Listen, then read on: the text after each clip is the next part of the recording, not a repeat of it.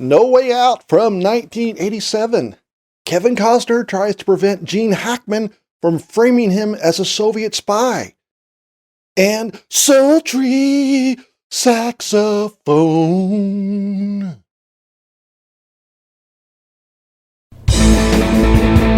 Kyle's Reviews!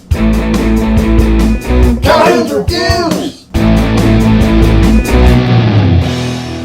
If you want to see No Way Out from 1987, check the description below for some links.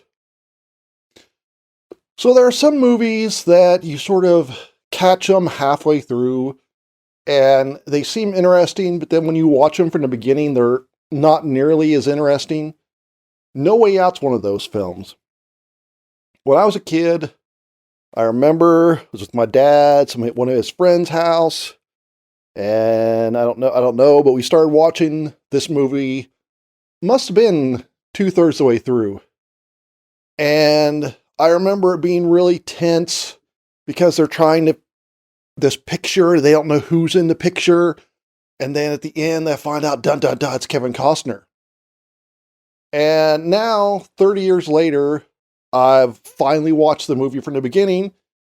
And it turns out that we knew it was Kevin Costner in the picture from the start. So, in my mind, that's a lot less interesting than the movie I thought it was. So what is it? Well, Kevin Costner, he's in the Navy's Office of Naval Intelligence. I don't know, does that make him a JAG? I don't know. And he falls in love with a woman.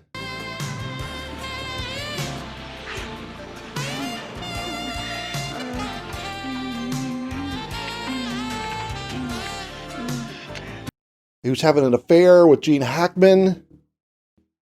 Gene Hackman's the Secretary of Defense. Hackman accidentally kills this woman. And he's like, I can't take the blame for it. I know she's dating somebody else. Let's blame that person, and we'll accuse this person of being this sort of mythical KGB spy, Yuri. Because apparently for the last few years, they have thought that somebody named Yuri was a spy in DC, and they've never been able to catch him. So we'll blame this death on Yuri, and that way they'll never be able to, if they can't find anything, they won't think it's suspicious because they've never been able to catch Yuri before. Well, it turns out the woman had taken a Polaroid of Kevin Costner, and I guess inside the little cartridge, there is just a negative, sort of just like there is of any kind of film of some sort. This is a negative side of a Polaroid. I found it under the bed. So the government, they digitize it, and they start the process of trying to enhance it. And because Hackman doesn't know that it's Costner, Costner is put on the case to try to help out. So Costner is trying to figure out how he can get out of this, how he can explain that he's in the picture, how he can avoid being framed, and how he can find the real killer, how he can prove that Hackman did it.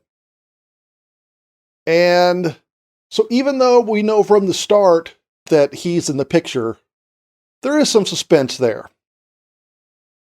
And in the film's favor, I'll say that the enhancement of the picture is a little more creative, a little more realistic than some other things, like Blade Runner. They just enhance. No, they talk about it. It takes a while because it was the 80s. And they talk about it. Okay, it's trained on some pictures, and we have to, if it goes this way, we have to do it another way. So kind of how, modern AI is trained on a set of images. So surprisingly, it's kind of plausible. The computer just asks itself what would be next to what if we played with the pixels. That's all there is to it? Well, we do have to keep on top of the computer. Computers don't think. For example, if we had programmed this to come out a car instead of a monkey, right now you'd be looking at a hairy Buick.